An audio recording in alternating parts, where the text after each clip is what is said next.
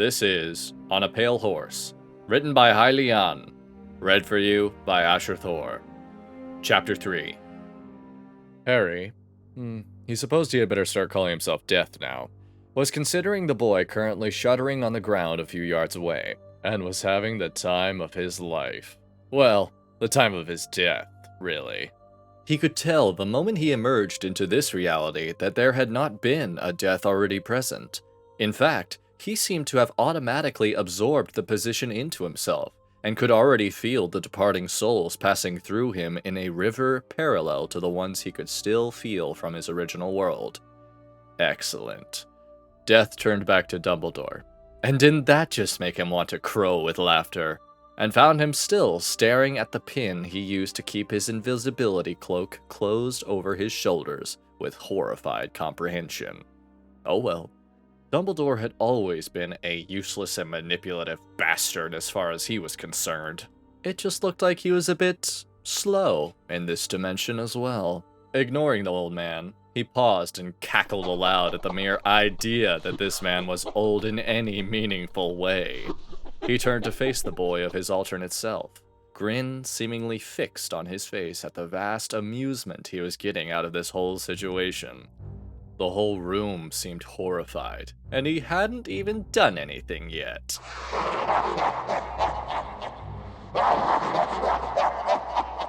Laughing again just because he could, and because it had been so very long since he'd had anything to laugh at, he took a step towards his other self.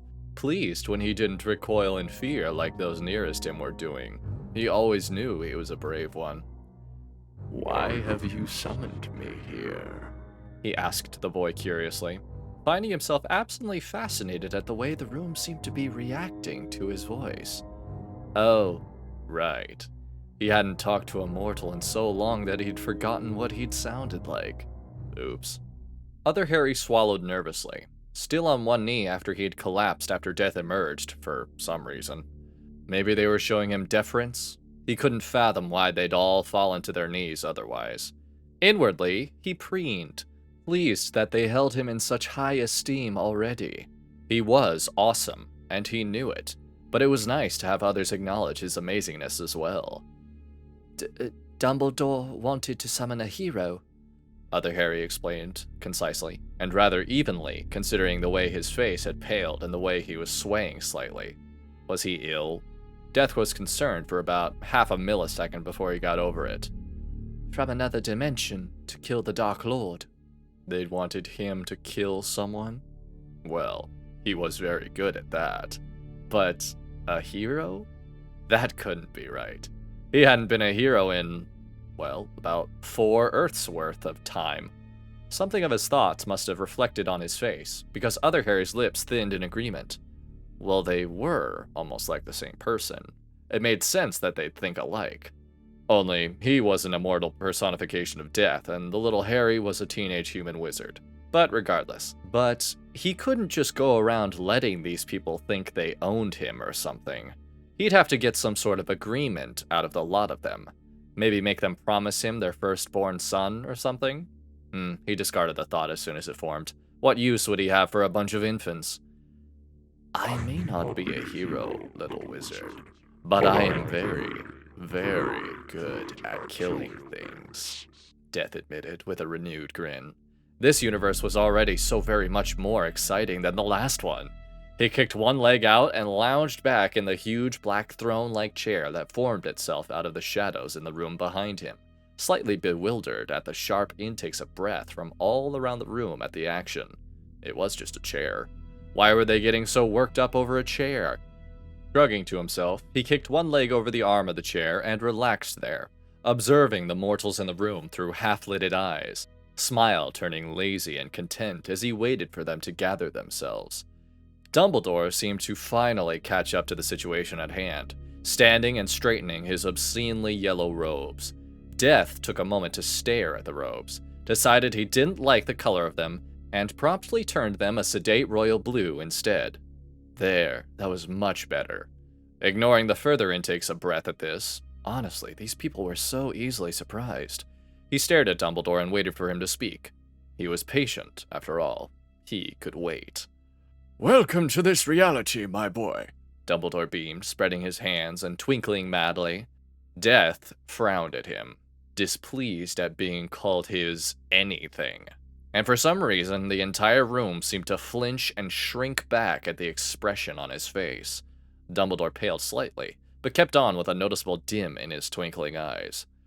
As young Harry has just informed you, the ritual used to summon you here called for someone who had already vanquished Lord Voldemort. Would I be correct in assuming that this is accurate? Death blinked mildly at the man. Lord who? Oh, Voldemort? Hadn't that been that Dark Lord that had kept trying to kill him when he was immortal? Honestly, after the first 1,000 years or so, he'd completely forgot about the man. He was just a mortal, and death had been in a bit of an anti-mortal phase for a few millennia there. Plus, the man's name was just insulting. Flight of Death? Oh, and he made those Horcruxes too. That irritated him, because mortals were supposed to leave their souls intact, instead of breaking them and leaving pieces all over the place. Broken souls were so much harder to coax onto the afterlife that he usually just ate them instead. It wasn't really worth the effort to send them to the other side, since anyone who made a Horcrux was basically evil anyway, and they deserved to spend eternity in his stomach. The soul of the last wizard who'd made a Horcrux was still being digested, he thought. He hadn't checked in a while, and it wasn't like he kept an eye on these things.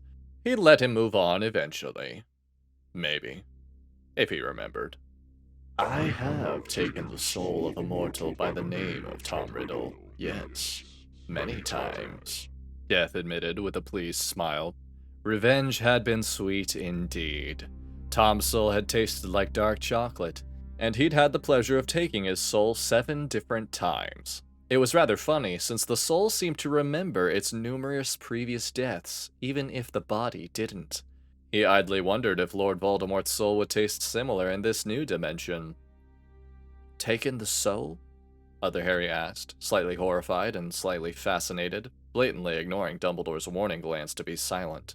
Death turned to Other Harry, Tom forgotten as he refocused on his alternate mortal shell. What do you mean, took his soul? You mean like a Dementor? Ah, so Dementors existed over here too. He wondered when he'd get around to going back and making them.